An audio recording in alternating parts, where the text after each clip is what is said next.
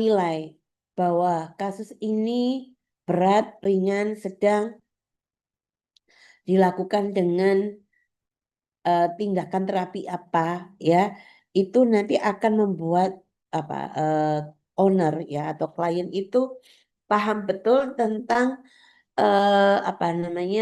tingkat kesembuhan dari hewannya ya itu. Karena kita sudah memastikan bahwa oh ini nanti kansnya seperti ini. Nanti saya kalau akan tindakan seperti ini nanti akibatnya apa? Kalau nggak dilakukan nanti apa? Itu harus disampaikan ya sehingga owner ini paham nanti membantu owner juga dalam mengambil keputusan. Oh iya, mau saya lakukan operasi? Oh enggak, saya mau rawat jalan saja. Itu bisa dijelaskan ketika setelah kita bisa menilai atau melakukan penilaian terhadap suatu kasus ortopedi ya. Kemudian untuk membahas faktor-faktor yang mempengaruhi mekanis suatu patahan ya. Apa saja sih nanti yang berpengaruh nanti yaitu tadi faktor-faktor mekanis misalnya tingkat kesembuhannya bagaimana. Ini dilakukan dengan penanganan pen kah ataukah pemasangan plat kah dan sebagainya itu eh, kita sampaikan. Jadi faktor-faktor mekanis apa. Nanti kalau umur gitu ya, itu berkaitan dengan biologis ya. Oke, aplikasi fraktur assessment. Pemahaman pengambilan keputusan. Fraktur assessment memberikan pertimbangan mengenai faktor-faktor yang mempengaruhi penyembuhan patah tulang secara positif atau negatif sehingga memandu pengambilan keputusan yang tepat. Itu tadi kita tuh bisa memberikan advance atau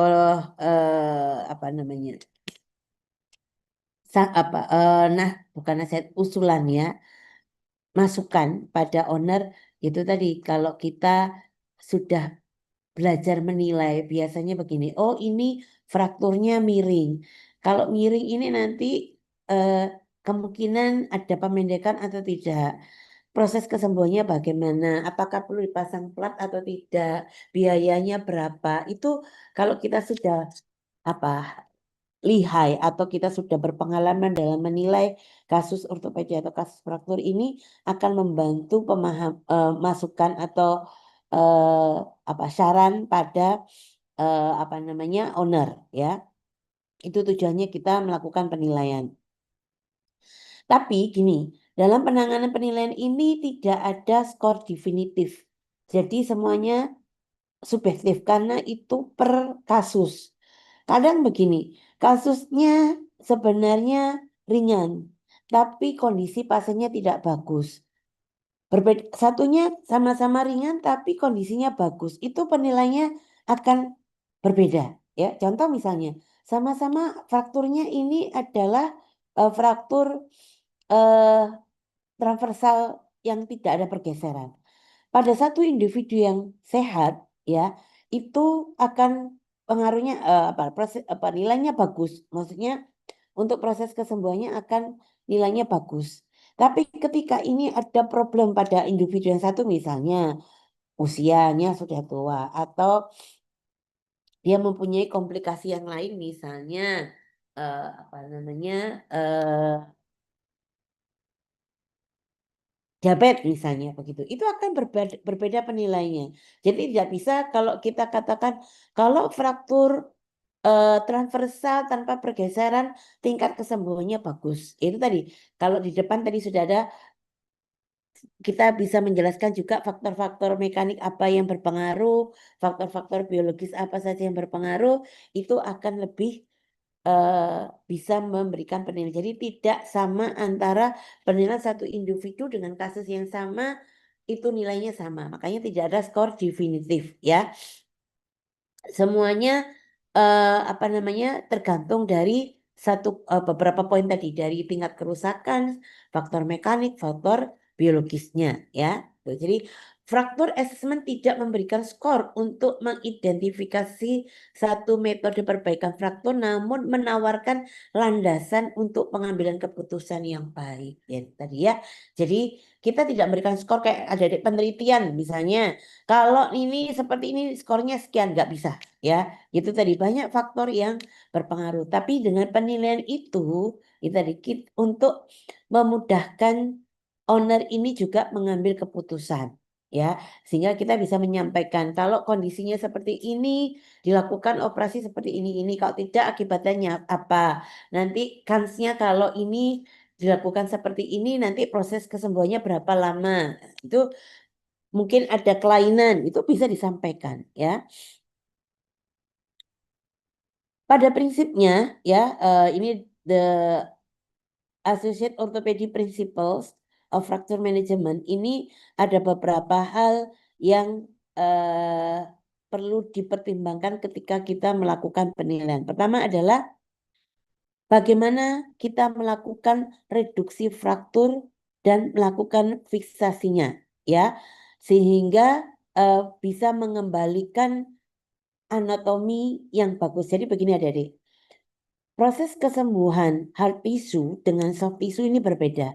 Kalau soft tissue misalnya ada luka pada nih apa namanya tangan ini ya, lukanya lebar, kemudian kita jahit, kemudian jahitan ini mencong-mencong atau apa istilahnya jelkitut ya, tahu ya jelkitut apa? Jadi agak ini apa namanya tidak seperti anatominya lah, istilahnya gitu kasarannya. Tidak bisa mengembalikan seperti anatomi semula. Itu tidak akan berpengaruh terhadap fungsinya kalau soft tissue. Berbeda ketika kalau adik-adik melakukan operasi pada hard tissue ortopedi ya. Pada ortopedi ini kalau kita tidak mengembalikan anatominya seperti semula pasti berpengaruh terhadap fungsinya. Paham ya sampai di sini ya? Contoh misalnya, adik-adik menyambung tulang, agak geser sedikit gini, karena mungkin ada frakturnya ini multiple sehingga tidak bisa diaposisikan dengan tepat. Pasti nanti ada berpengaruh terhadap fungsinya, misalnya pincang, ya, atau mungkin tidak bisa ditekuk secara maksimal. Nah, itu adalah beberapa hal yang harus diperhatikan, ya. Kemudian fraktur fiksasi akan ditentukan ada fraktur, jadi fiksasinya itu bisa absolut atau relatif stabil, itu dibutuhkan apa pemahaman seorang dokter untuk memastikan bahwa pasiennya itu bagaimana. Kemudian tingkat apa namanya kelainannya bagaimana ya. Itu nanti ada penilaian. Oh, kalau seperti ini, fraktur seperti ini itu apa namanya? Nanti fiksasinya itu bisa absolut. Jadi betul-betul bisa sempurna, rigid. Tapi nanti ada yang jenis fraktur misalnya karena tidak bisa di apa namanya? Direduksi dengan baik sehingga ada jarak, itu berarti nanti stabilitasnya tidak sempurna atau agak goyah. Mungkin proses kesembuhannya agak lama dan itu juga harus disampaikan ya. Kemudian dalam penanganan fraktur kita juga harus memastikan suplai darah pada jaringan dan tulang itu harus betul-betul apa namanya terbentuk. Jadi betul-betul ada vaskularisasi yang mendukung proses kesembuhan lukanya baik pada jaringan lunaknya atau soft tissue-nya maupun hard tissue-nya ya. Kemudian handlingnya juga harus hati-hati. Jangan handlingnya itu apa namanya apa krusuk-krusuk ya. Jadi hati-hati dalam pengembalian atau mereposisi fraktur ya. Kita harus hati-hati dalam melakukan eh, apa namanya reposisinya. Jangan ada banyak kerusakan terutama pada periosteum dan endosteum. Karena periosteum dan endosteum itu pusatnya pembuluh darah terbentuk di situ. Jadi kalau kita melakukan reduksinya kasar sehingga banyak kerusakan pada periosteum dan endosteum itu akan menyebabkan gangguan vaskularisasi. Gangguan vaskularisasi pasti akan berpengaruh terhadap kesembuhan faktor itu sendiri ya. Kemudian, nah ini, maaf saya agak flu ya. Tapi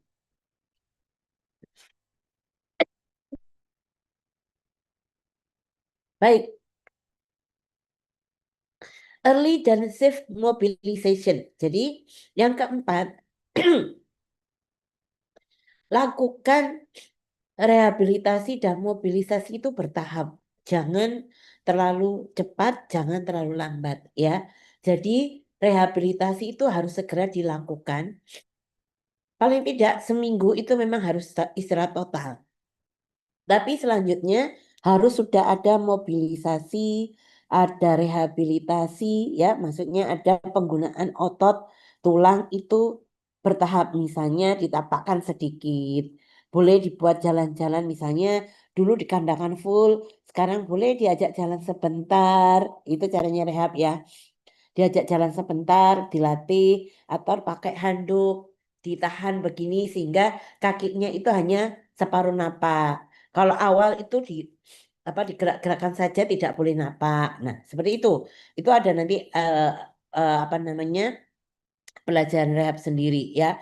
Kemudian yaitu tadi kenapa fungsi apa rehabilitasi ini penting. Jadi jangan berpikiran begini. Saya kandangkan terus ya. Nanti jangan dibuat gerak-gerak dulu, jangan dibuat jalan dulu. Nanti takutnya copot pennya, misalnya begitu ya. Atau pelatnya lepas, seperti itu. Itu salah ya. Karena kalau tidak dilakukan rehabilitasi sejak awal, itu akan mengganggu proses kesembuhan. Satu, fungsi dari rehabilitasi itu adalah menguatkan otot. Kalau otot itu tidak digunakan sejak awal atau diistirahatkan dalam jangka waktu lama, itu akan terjadi atrofi. Tulang skeletal itu makanya ada pelajaran muskuloskeletal itu saling berhubungan ya. Skeletalnya rusak, tapi kalau muskulusnya pun tidak dikuatkan, maka itu tidak akan bisa berjalan ya. Makanya rehab ini penting karena dia akan menguatkan otot. Otot yang kuat itu membantu kekuatan tulang itu untuk bisa berfungsi normal, ya. Satu. Kedua, fungsi dari rehab ini adalah membantu aliran darah, ya. Semakin banyak digerakkan, contoh adik-adik kalau duduk lama saja, ya tidak banyak digerakkan. Apa yang terjadi? Apa yang terjadi? Seringnya kalau kita duduk lama. Kesemutan. Nah, kesemutan, ya. Kesemutan atau bahasa Jawanya gringgingen, ya. Itu adalah salah satu eh, ciri bahwa aliran darah di daerah situ tidak normal. Karena kita tidak banyak gerak. Oleh karena itu makanya rehab itu diperlukan agar vaskularisasi di daerah tersebut akan terbentuk ya. Vaskularisasi tersebut terinisiasi sehingga akan apa namanya aliran darah di situ itu akan lebih cepat terbentuk sehingga proses kesembuhan itu juga akan berlangsung dengan cepat. Paham ya? Jadi jangan berpikiran bahwa kalau pada kasus ortopedi itu tuh apa hewannya betul-betul harus diistirahatkan, tidak. Tapi harus dibantu dengan rehab.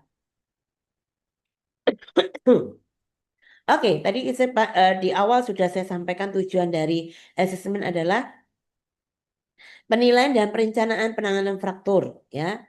Kemudian menjelaskan aspek biologis dan mekanik fraktur. Jadi apa saja yang berpengaruh terhadap proses kesembuhan fraktur baik biologis maupun mekanik, ya.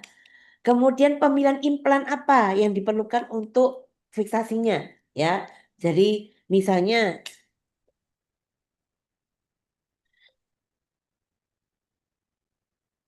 bentar, sebentar.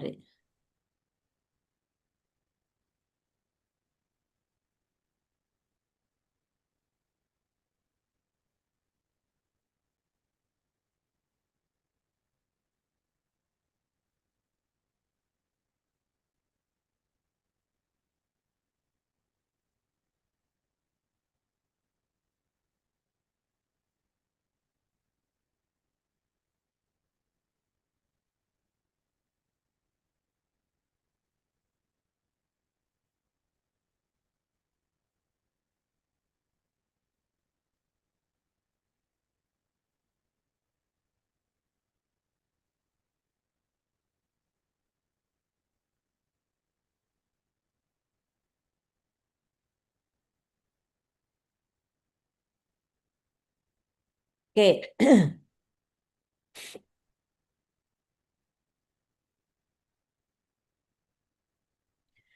jadi sekali lagi implan apa merancang rencana penanganan kasus ya itu tadi. Jadi tujuannya dalam melakukan asesmen tadi adalah melakukan perencanaan penanganan fraktur, aspek biologisnya, mekaniknya bagaimana, kemudian menentukan pemilihan implan, kemudian merancang rencana penanganan kasusnya bagaimana, kemudian antisipasi tantangan dan potensi komplikasi ya. Ini adalah penting ya, karena kita tahu bagaimana kita harus bisa mengantisipasi misalnya begini. Contoh misalnya kalau ada fraktur. Fraktur pada radius. Ini yang perlu diperhatikan. Kalau kita melakukan penanganan fraktur radius pada hewan muda atau hewan yang masih muda atau jenis hewannya kecil. Berarti kan kakinya kecil tuh, ya. Kita itu harus bisa menentukan jenis implan apa yang cocok ya. Karena apa? Nanti kita harus bisa mengantisipasi gini. Kaki depan, anjing itu kaki depan itu digunakan untuk tumpuan, betul? Dia loncat itu kan, duk, gitu kan. Nah, ini hati-hati kita harus bisa mengantisipasi. Nah, itu harus disampaikan ke owner. Ibu, hati-hati ini kakinya kecil berarti kan otomatis implan yang kita pasang kecil. Ini nanti akan mengganggu tumpuannya. Sehingga apa? Harus dikurangi dia loncat. Ya, nanti potensi komplikasinya apa? Komplikasinya bisa lepas pennya. Nah, seperti itu harus dibicarakan ke owner. Misalnya gini, anjing saya ini nggak bisa diam bla bla bla bla. Nah, antisipasinya apa? Misalnya kasih penenangkah atau kita kandangkan, tidak boleh kasih ruangan yang luas. Nah, itu tantangan seorang dokter hewan. Sebenarnya gini, tantangan kita sebagai dokter hewan itu sebenarnya bukan operasinya yang sebenarnya operasi itu standar deh. Yes, itu kita aja. Tapi yang menjadi tantangan itu adalah post operasinya.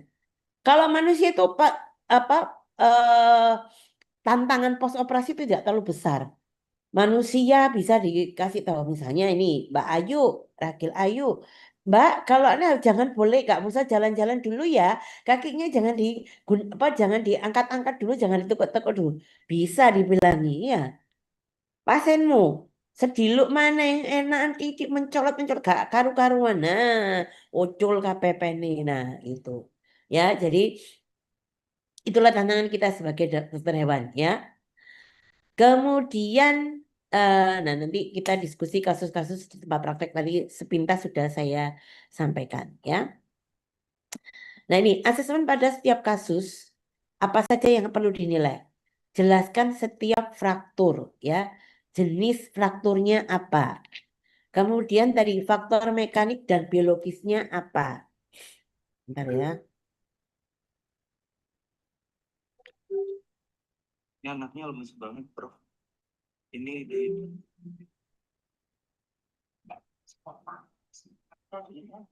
suhunya rendah sekali, 32,4.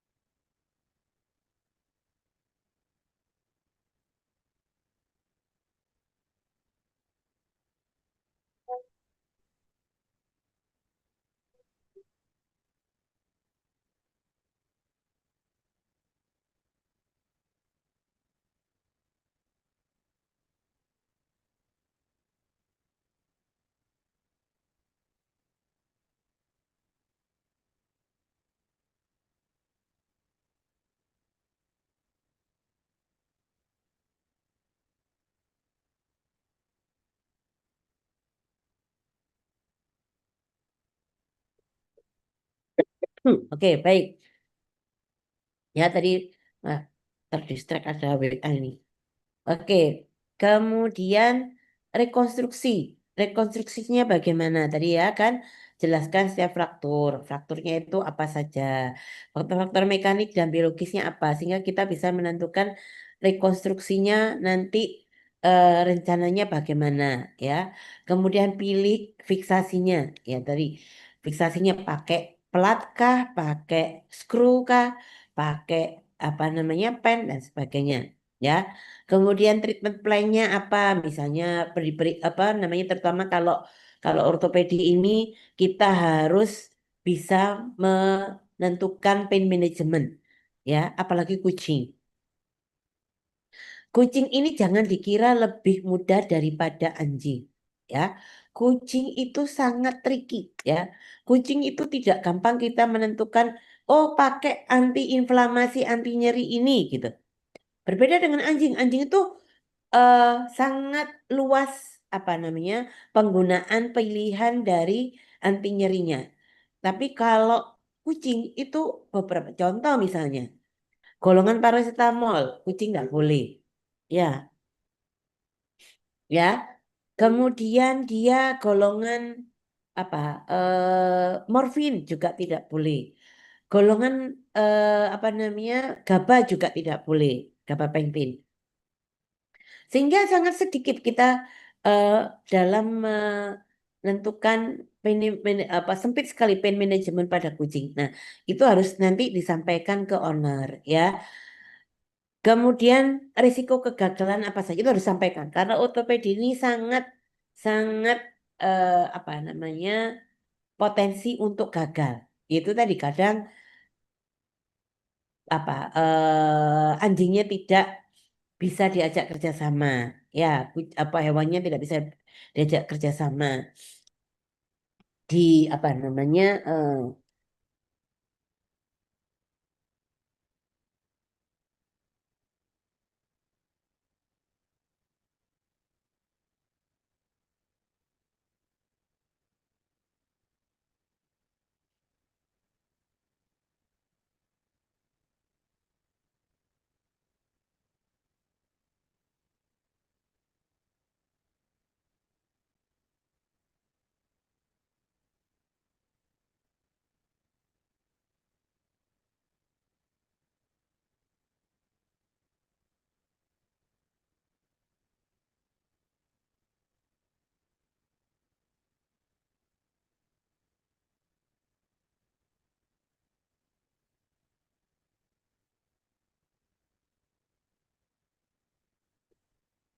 ya jadi risiko kegagalan itu harus disampaikan ke owner ya karena berbeda dengan soft tissue. Soft tissue itu paling yang paling sering adalah ini apa namanya paling lisensi ya. Tapi kalau kalau ortopedi ini biasanya ya tadi nggak bisa nyambung, terjadi non union, bisa terjadi delayed union ya, itu bisa terjadi. Nah, ini pentingnya fraktur assessment. Bisa menurunkan komplikasi. Tadi kan banyak tuh komplikasinya apa. Karena kalau kita tahu penilaian, kita sudah melakukan penilaian, kita sudah membuat rencana terapi, insya Allah kegagalan atau komplikasi-komplikasi itu bisa kita antisipasi lebih awal sehingga bisa terkurangi diminimalisir paling tidak dengan kita sudah melakukan fraktur assessment ya. Kemudian kesalahan pengambilan keputusan, mayoritas komplikasi fraktur timbul dari kesalahan pembuatan keputusan preoperatif atau intraoperatif oleh dokter. Nah, ini tadi. Biasanya kalau tidak ada penilaian itu kita ada kesalahan dalam apa menentukan keputusan terapinya, maksudnya tindakan apa yang harus kita lakukan, ya, baik preoperatif atau intraoperatif. Nah, biasanya di sini karena kita kurang dalam melakukan penilaian dari awal. Misalnya, ya itu tadi gerakan kita tidak menanyakan bagaimana apa aktivitas anjing ini, aktivitas kucing ini bagaimana. tidak ditanyakan. Sudah biasanya kalau apa namanya masih kecil udah dilakukan ini aja apa namanya pemasangan gips misalnya begitu misalnya. Ternyata tingkahnya itu banyak. Ya, akhirnya di pemasangan gips malah semakin tidak kuat, malah membuat tulang itu semakin bergeser. Nah, hal seperti itu yang perlu dipertimbangkan oleh kita sebagai dokter sehingga kita itu bisa menjalankan eh, apa penilaian dari masalah kasus ortopedi ini dengan baik ya. Dengan ada penilaian yang sudah kita nilai itu, jadi kita sudah tahu faktor-faktor mekanik, faktor biologisnya apa, faktor komplikasinya apa, diantisipasi dari awal sehingga kita bisa melakukan penentuan tindakan terapi itu dengan tepat ya. Sehingga apa komplikasi kegagalan itu bisa diminimalisir atau bahkan dihilangkan begitu ya. Oke, sekarang proses dalam apa saja sebagai tahap atau tahapan dalam kita melakukan fraktur assessment ya. Jadi lakukan eh, penilaian dari faktor-faktor biologi, kemudian biomekanik dan klinikal ya. Apa saja skill yang harus dikembangkan ya? Pengembangan skill pada fraktur assessment membutuhkan pemahaman yang baik tentang healing fraktur ya, kemudian biomekaniknya serta latihan rutin. Jadi latihan rutin ini adalah rehabilitasinya ya. Jadi kita selain tahu betul anatomi dari eh, tulang sehingga kita tahu approach-nya bagaimana, kalau kita tidak tahu anatominya, kita tidak tahu kita dalam approach tulang. Misalnya gini, kalau adik-adik tidak hafal anatomi, misalnya fraktur femur, ya kan? Gimana cara mengapproach-nya? Karena gini, antara misalnya kalau fraktur femur itu kita mengisisinya pada bagian lateral. Lateral kita mengisisinya. Jadi di bagian luarnya, ya bagian luarnya. Tapi kalau ada fraktur pada tibia, berbeda. Tibia itu kita mengisisinya adalah dengan cara mengisisi pada bagian medial. Kenapa berbeda seperti itu? Karena kita harus tahu anatominya bahwa di bagian medial femur itu ada pembuluh darah besar. Sehingga kita tidak boleh mengisisi pada bagian medial. Dan muskulusnya tebal di situ. Sehingga tulangnya agak susah untuk dicari. Sehingga kita untuk mendapatkan tulang femur itu lebih cepat kalau kita melakukan insisi pada bagian lateral. Berbeda pada tibia ya.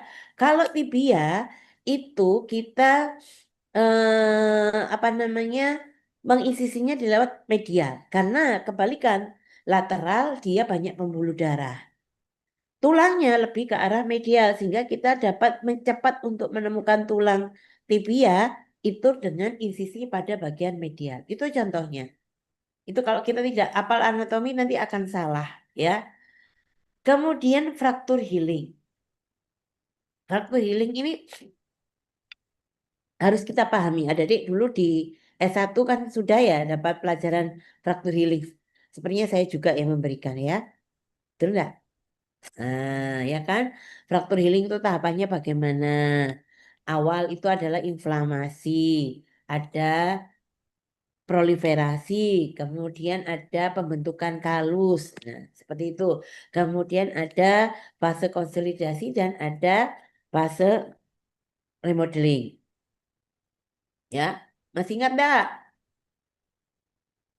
Ingat. Ya, semoga masih ingat ya. Nah, di situ itu kan kita harus paham apa yang kita lakukan untuk fase inflamasi. Bagaimana support untuk kalsium itu kita berikan pada hari keberapa? Itu harus tahu karena berkaitan dengan healing frakturnya, ya. Kalau kita misalnya di tahap awal kita sudah memberikan kalsium percuma, karena kalsium itu tidak terdeposit ketika pada fase inflamasi. Paham ya? Itu hari keberapa? Misalnya fase inflamasi itu memang hari kelima. Kita memberikan kalsium itu baiknya pada minggu kedua karena di situ sudah mulai ada proses pembentukan kalus. Sehingga kalusnya kalau diberikan kalsium itu bisa terdeposit dengan baik. Nah, itu tadi salah satu contoh kalau kita harus pentingnya kita mengetahui healing fraktur ya. Tadi biomekanik tulang, itu tadi hal-hal apa saja yang berpengaruh, misalnya tadi aliran darah, ya, kemudian apa namanya kesehatan, ya, itu harus diperhatikan tadi setelah latihan rutin. Tadi rehabilitasi itu juga penting, ya. Asesmen biologis ini tadi usia dan potensi kesembuhan. Hewan muda relatif lebih cepat sembuh, sementara hewan tua sembuhnya jauh lebih lama. Ya, kita tahu benar bahwa kalau kita eh, apa karena di pertumbuhan tulang itu kan sangat cepat itu pada waktu usia muda. Ya, makanya hati-hati kalau adik-adik melakukan operasi pada hewan tua dan hewan muda itu harus diukur tingkat kesembuhannya, penilaiannya bagaimana. Pasti nanti kalau yang tua jangan disamakan, misalnya sama-sama tadi fraktur transversal sama-sama frakturnya itu tidak kompleks ya. Tapi kejadiannya pada hewan muda dengan hewan tua itu akan berarti berbeda proses kesembuhannya. Itu harus disampaikan. Jangan disamakan. Oh, pasien saya nanti itu salah ya. Jadi harus paham ya itu. Kemudian blood supply dan jaringan lunak. Jaringan lunak dan blood supply memainkan peran penting pada penyembuhan luka.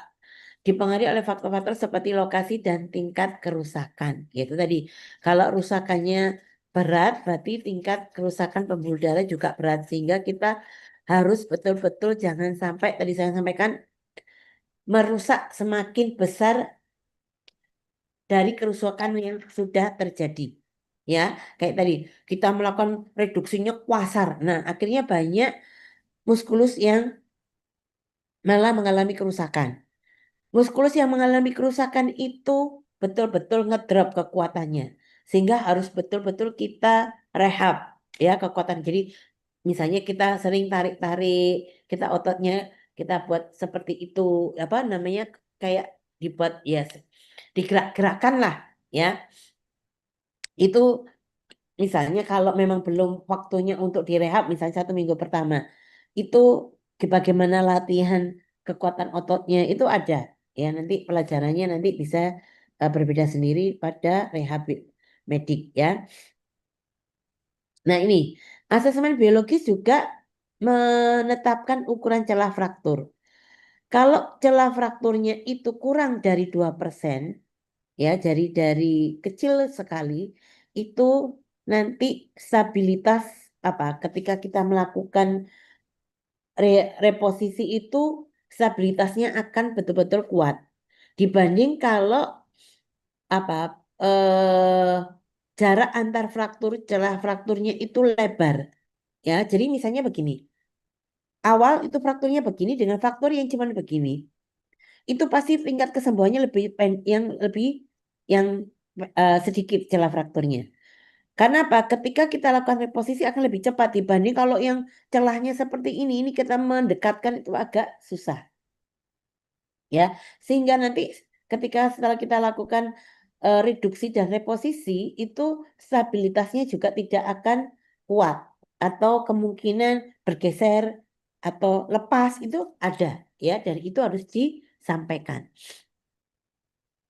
Kemudian penilaian biologis itu juga meliputi penilaian lokasi fraktur dan tipe tulang. Lokasi fraktur yang paling misalnya antara kamu fraktur pada sepertiga femur ya, sepertiga proksimal maupun distal dengan adanya fraktur pada pertengahan femur. Misalnya sama-sama femur, tapi patah pada sepertiga ya pada sepertiga dengan patah yang di tengah. Ini proses kesembuhannya juga jauh berbeda. Akan lebih cepat proses kesembuhannya adalah di tengah. Karena stabilitas kita ketika akan melakukan pemasangan pen atau pemasangan plat itu akan lebih rigid ketika kalau kita menangani fraktur yang patahannya pada pertengahan femur dibanding yang proksimal distal atau sepertiga distal maupun sepertiga proksimal ya. Itu akan berbeda lokasinya. Misalnya juga lokasi di daerah eh mana persendian misalnya. Itu juga akan berbeda. Kemudian tipe tulang. Tipe tulang itu juga berpengaruh terhadap proses kesembuhan. Adik-adik pernah ingat bahwa tipe tulang itu ada tulang yang kanselus dan ada tulang apa satunya? Kompak. Iya kan? Loh, lali kabeh kan ada lagi. Proses kesembuhan tulang yang terdiri banyak tulang cancellus atau trabecula itu akan proses kesembuhannya lebih cepat dibanding pada faktor tulang yang komposisinya banyak tulang kompaknya. Contoh, kalau fraktur pada mandibula dan fraktur pada femur, itu proses kesembuhannya lebih cepat mana? Mandibula, Prof, mungkin. Oke, good, pinter. Nah, ayo, ini yang dari tadi yang sangat antusias memperhatikan. Ya, ya betul. Jadi mandibula, karena mandibula terdiri kenapa? Kok mandibula lebih cepat, Mbak Ayu?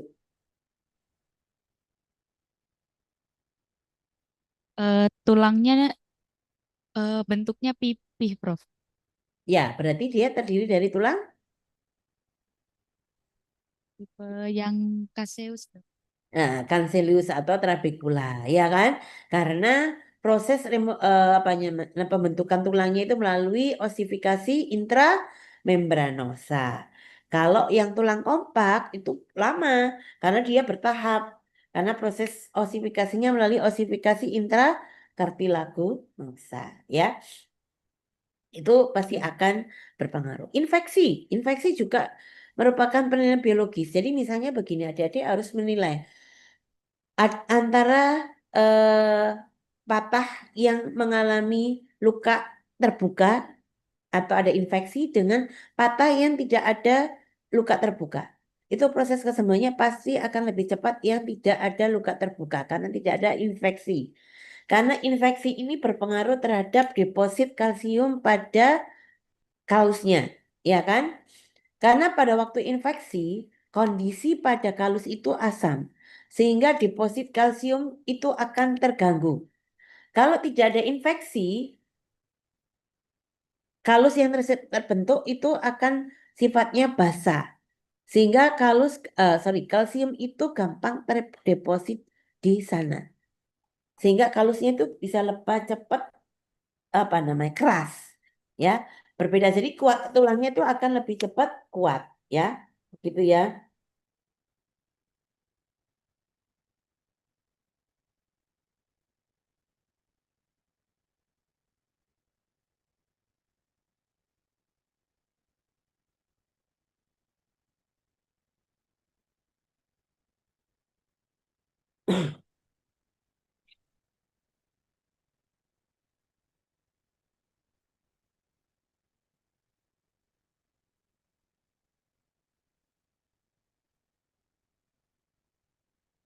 Benar ya, Dek.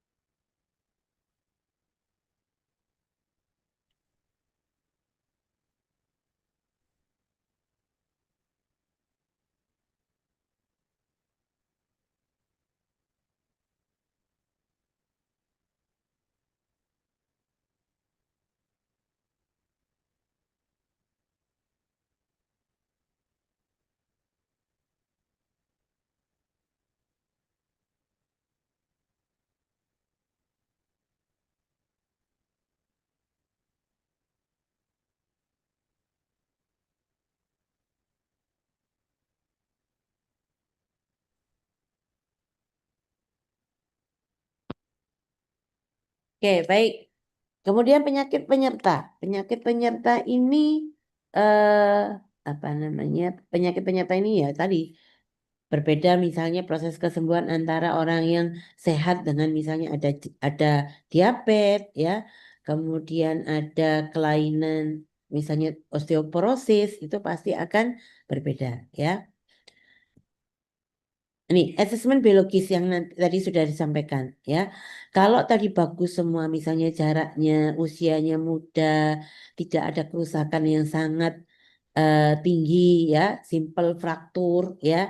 Kemudian tidak ada kerusakan muskulus yang begitu besar ya.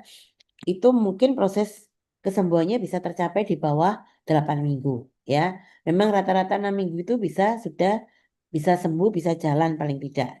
Meskipun belum sampai lompat-lompat begitu ya. Tapi kalau misalnya eh, frakturnya kompleks ya, misalnya ada infeksi atau multiple fraktur ya, kemudian harus dilakukan pemasangan plat dan skru, mungkin proses kesembuhannya lebih dari 8 minggu, 8 sampai 16 minggu. Nah, ini kan akan membantu adik-adik memberikan, nanti kita sebagai dokter memberikan sampai atau menyampaikan kepada owner, oh nanti ini kesembuhannya akan lama karena tadi sudah ada melakukan penilaian, karena kita harus masang plat, proses frakturnya kompleks ya, sehingga ini perlu proses kesembuhan yang lebih lama ya. Kemudian bila eh, asesmen menilai secara biologis nilainya jelek atau ini misalnya ada jaringan soft tissue yang banyak rusak ya karena ada apa impact yang kuat. Jadi biasanya kalau ada tabrakan atau dia jatuh atau dipukul dengan kekuatan yang sangat keras pasti kerusakan muskulus, pembuluh darah, tulangnya itu akan lebih besar. Nah, ini pasti juga penilaian biologisnya juga akan jelek ya. Mungkin ini berpengaruh terhadap proses kesembuhan bisa terjadi lebih dari 18 minggu. Kemudian ini apa namanya untuk fiksasinya macam-macam, ada double plating, ada dual bone fixation dan sebagainya ya. Low energy impact versus high energy impact tadi sudah saya sampaikan tadi, kalau benturannya atau kerusakannya sangat besar itu akan berpengaruh tadi menimbulkan faktor jaringan yang melekat pada sekeliling. Jadi banyak kerusakan dari muskulus dan pembuluh darah sehingga ini juga akan berpengaruh terhadap proses kesembuhan ya. Ini bisa apa namanya? Sorry. Ini bisa dipahami ya. Nah, ini lingkungan biologi suplai darah ya. Suplai darah ini kan pertama tadi sudah saya sampaikan pada awal proses kesembuhan fraktur itu ada proses hematoma ya, kemudian dilanjut dengan inflamasi ya. Di sini ini sangat apa yang sangat penting, fase yang paling penting ya karena di apa fase hematoma ini mulai adanya pembentukan sel-sel osteogenik ini merangsang pembentukan misalnya osteoblast di situ ya. Kemudian ada osteoinduktif growth factor misalnya TGF beta, VEGF. Ini berpengaruh ketika kalau proses hematomanya bisa terjadi dengan sempurna atau tidak lama atau juga tidak terlalu sedikit. Ya, ini tadi penilaian apa saja kalau eh, penilaiannya bagus ini terdiri dari ini. Misalnya hewan muda, low energi fraktur, konselus bone, tadi sudah saya sampaikan ya. Kemudian sehat hewannya, tidak ada penyakit penyerta. Kemudian close fraktur, bukan open fraktur ya, yang ada infeksi. Kemudian minimal surgical access. Misalnya mungkin hanya pemasangan pen, tidak pakai plat, atau bahkan hanya di gips tadi ya. Kemudian ini yang high resiko kalau apa namanya jelek ya penilaiannya old animal, pre-existing disease, ada penyakit penyerta, kemudian ada kerusakan jaringan lunak yang cukup besar ya, high energy trauma ya, misalnya fraktur terbuka ya. Kemudian mengenai cortical bone, ya, ini tadi sudah saya sentil sedikit. Nah, ini tadi kalau good itu proses kesembuhannya seperti pohon yang masih muda ini ya, gampang tumbuh. Tapi kalau poor itu kayak sudah pohon yang sudah tua, ya gersang ini ya, kurang air dan sebagainya. Air itu kan kita ibaratkan adalah pembuluh darah ya, itu. Jadi nanti proses kesembuhannya jelek seperti ini ya. Oke, ada yang tanyakan sampai di sini untuk biological factor? Belum ada, Prof. Oke, baik. Kita lanjut ke biomekanik faktor ya. Biomekanik faktor itu meliputi stabilitas dan menumpu beban ya. Tulang butuh stabilitas yang baik jika tadi regangannya itu tidak terlalu besar atau hanya kurang dari 2%, sehingga untuk kesembuhan dan beban antar tulang yang direkonstruksi itu lebih kecil ya, jadi tidak terlalu berat untuk dia menopangnya ya. Ini tadi tulang dengan jarak eh, apa namanya, jarak tulang atau kerusakan hanya 2%, jarak celahnya itu hanya kurang dari 2%, maka terjadi stabilitas yang absolut ya. Jika jaringan fibrus dan kartilagonya kurang masih dari 12 sampai 15 relatif stabil, tapi kalau jaringan granulasinya hingga 100% mungkin terjadi non-union. Jaringan granulasinya besar itu karena ini jaraknya terlalu banyak, sehingga ini dibutuhkan granulasi yang cukup besar. Ini membutuhkan waktu lama. Kadang kalau dibuat gerak-gerak maka aliran apa namanya, darah di sana membutuhkan waktu yang membutuhkan jumlah yang banyak, sehingga mungkin bisa terjadi pada ujung-ujung tulang itu mengalami kegagalan untuk mengalami proliferasi ya.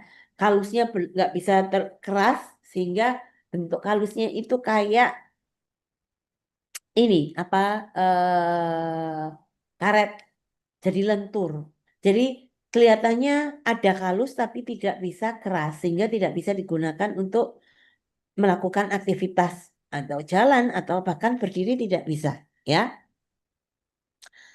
Nah, ini ya, biar ini kalau ada patahan seperti ini. Nah, ini untuk pendukungnya ini sangat sangat sangat membutuhkan apa namanya, fiksasi yang sangat kompleks ya. Mungkin indikasi plat, screw, pen itu atau wire ya. Itu mungkin bisa berdobel-dobel ya.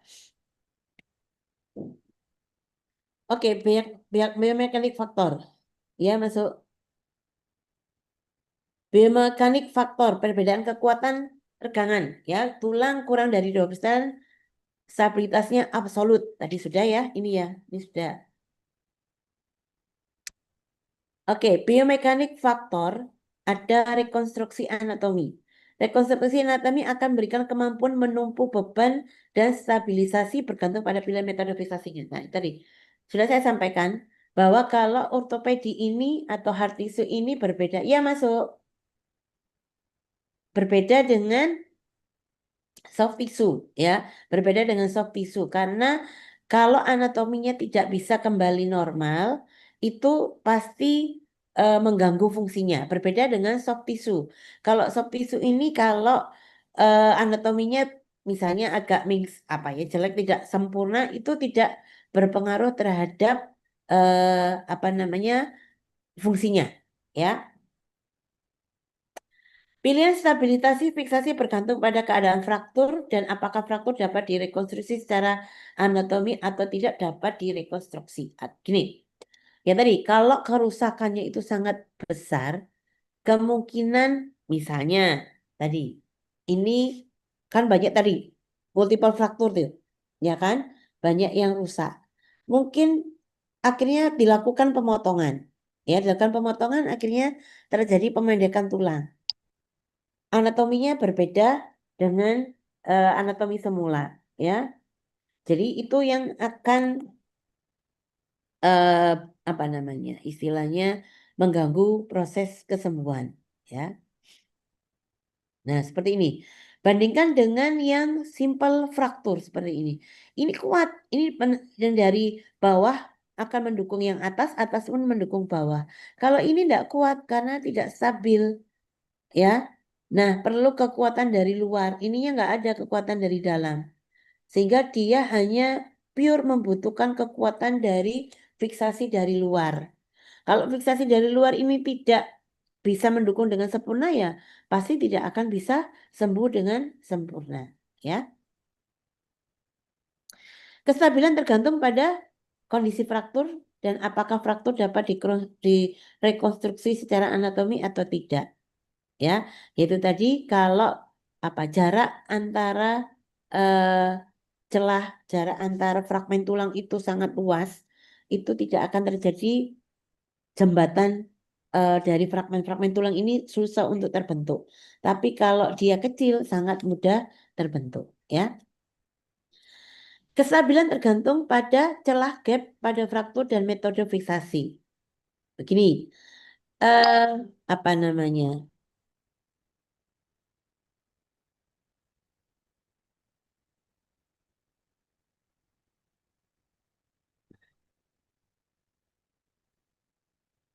Kestabilan tergantung pada celah gap pada fraktur dan metode fiksasi, ya.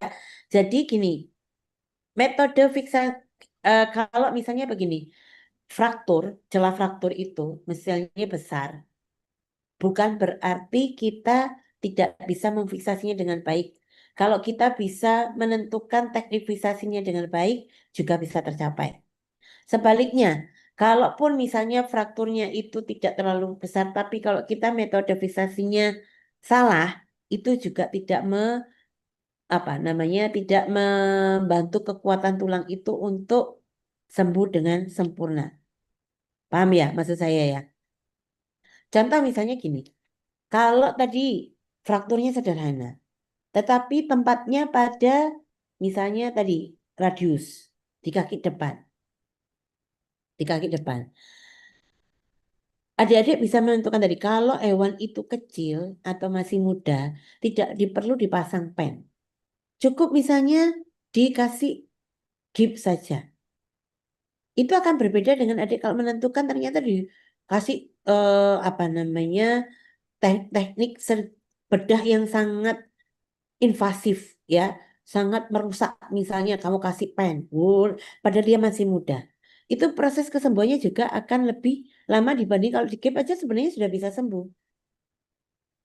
Itu kan metode fiksasi yang salah. Paham ya? Sebaliknya dengan celah yang lebar, tapi kalau kita fiksasinya tepat, itu juga tidak menutup kemungkinan bahwa tulang itu juga bisa sembuh. Paham ya? Nih, fiksasi ulir atau trident fiksasi cocok untuk fraktur dengan kesembuhan yang pelan, ya, atau dengan pur biologis, ya, dapat memberi stabilitas dalam waktu yang lama. Jadi fiksasi ulir itu misalnya kayak kawat, kemudian screw, ya, itu sangat membantu pada eh, penilaian kita kalau bahwa terjadi pur biologis pada jenis fraktur ini, ya.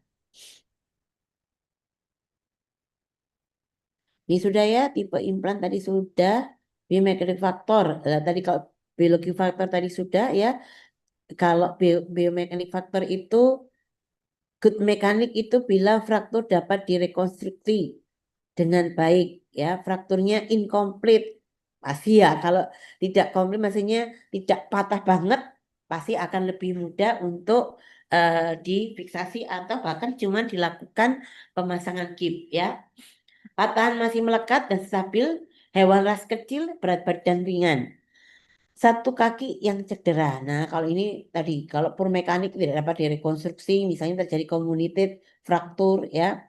Hewan ras besar, ya, sehingga perlu kekuatan yang cukup menopang tubuhnya, sehingga proses kesembuhannya juga akan terlalu berat, ya. Kemudian cedera lebih dari satu kaki. Kemudian ada gangguan mobilitas. Ini kalau pur mekanik. Jadi dua tipe fraktur healing. Jadi kalau adik-adik tadi kalau fraktur healingnya yang incomplete ya itu bisa primary healing. Tapi kalau yang kompleks tadi ya yang frakturnya eh multiple fraktur ini frakturnya itu seperti kayak tukang kebun. Tukang kebun itu kalau kasih stek itu kan butuh tahapan, tumbuh akarnya dulu, ya, baru nanti bisa berkembang, tumbuh daun pucuk-pucuknya. Nah, itu benar. Tapi kalau tukang kayu kan tinggal nempel seret itu ini bisa melalui primary healing.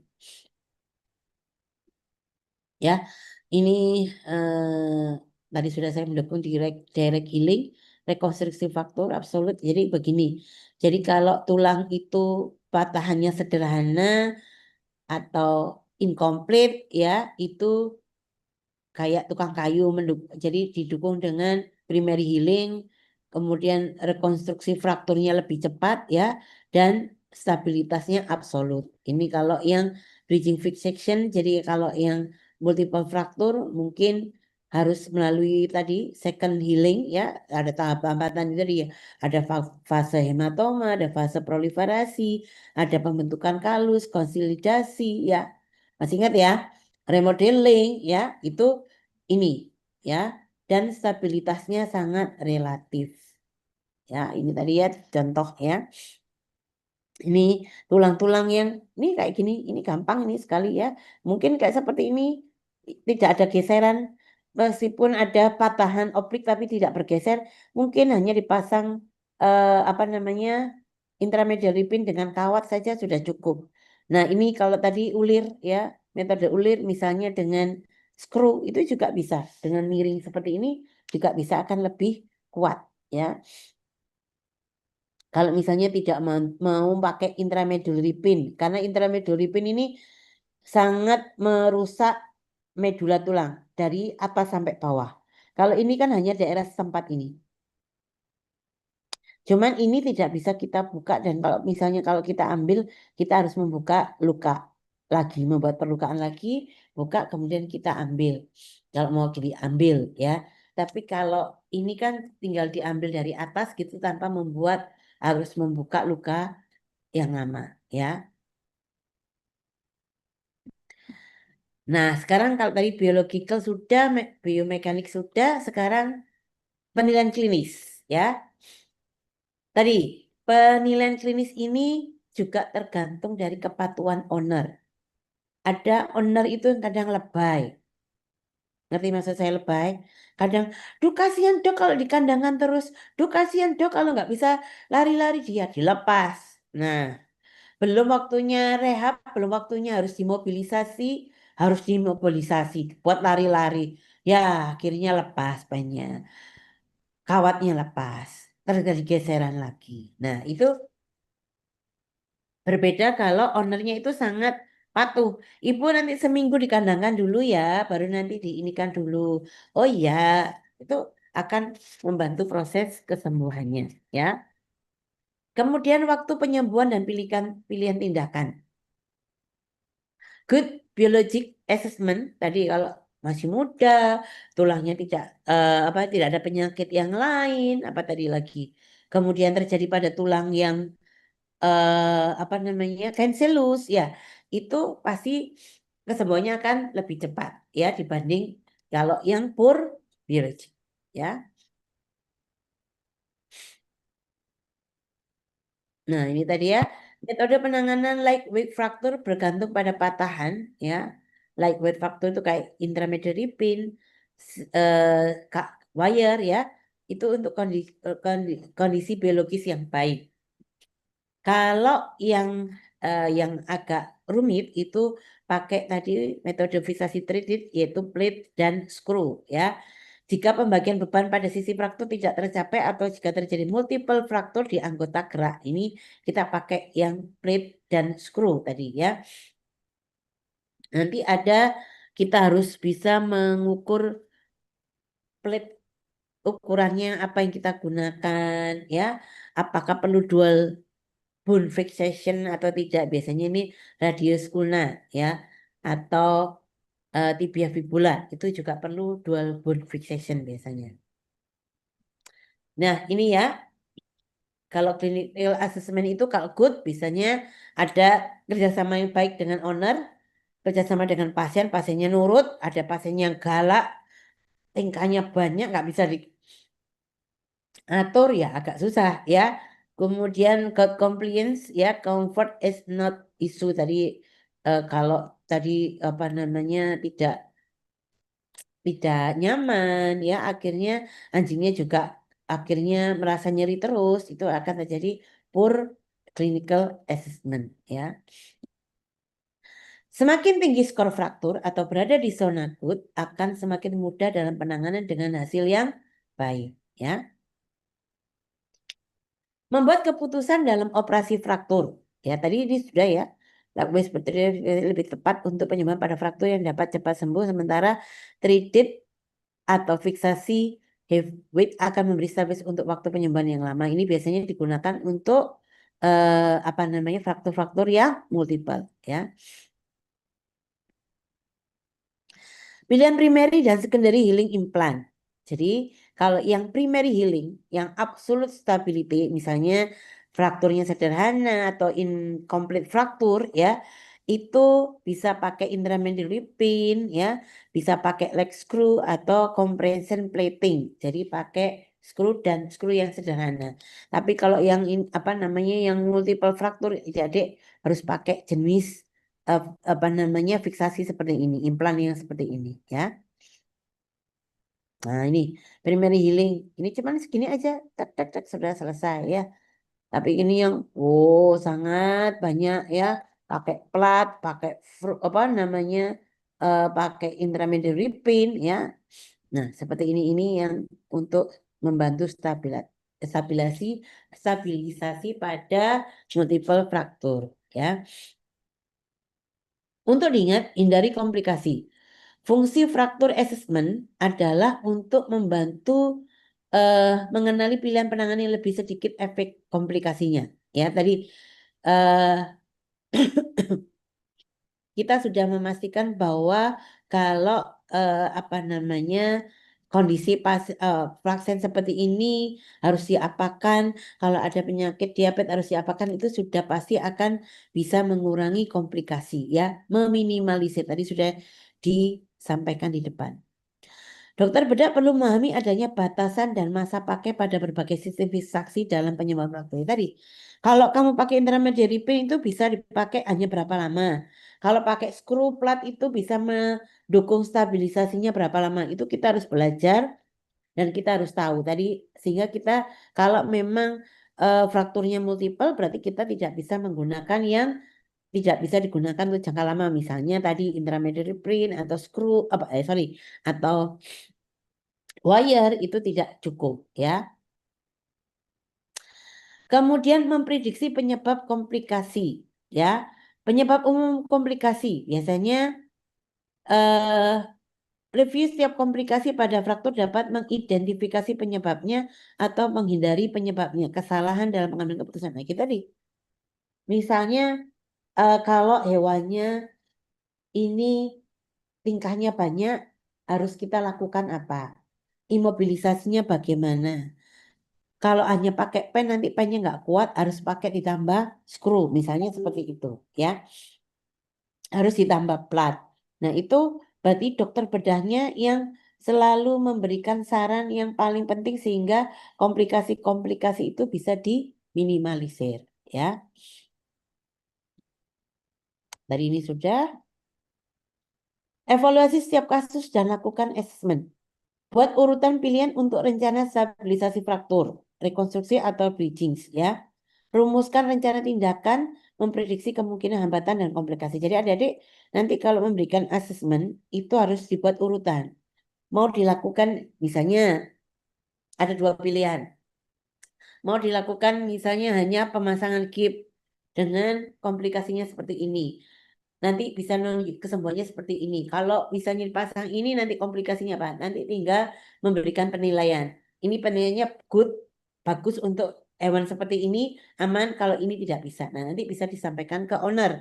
Sehingga nanti owner, karena pasti owner itu juga mempertimbangkan biaya. Ya, jadi misalnya, oh ternyata di gips itu Hampir sama, cuman memang agak lama. Risikonya ada, tapi harganya murah. Kalau owner yang mau mencoba itu dulu ya enggak apa-apa. Itu ya. Kadang kan ada yang seperti itu. Dan ada memang dokter itu yang, oh nggak bisa ini gigit, tapi harus dilakukan pemasangan pin ada. Nanti tergantung dari jenis frakturnya. Ya. Kesimpulan, sangat penting melakukan fracture assessment karena fracture assessment merupakan critical clinical skill yang dapat mengurangi risiko komplikasi penyembuhan luka secara signifikan. Sehingga risiko-risiko kegagalan dari operasi ortopedi ini bisa diminimalisir kalau kita sudah betul-betul lihai dalam melakukan penilaian. Ya, yaitu tadi tidak salah dalam menentukan fiksasinya, tidak salah dalam menentukan manajemennya, sehingga proses kesembuhan itu bisa berjalan secara normal. Mungkin itu yang bisa saya sampaikan. Ada pertanyaan?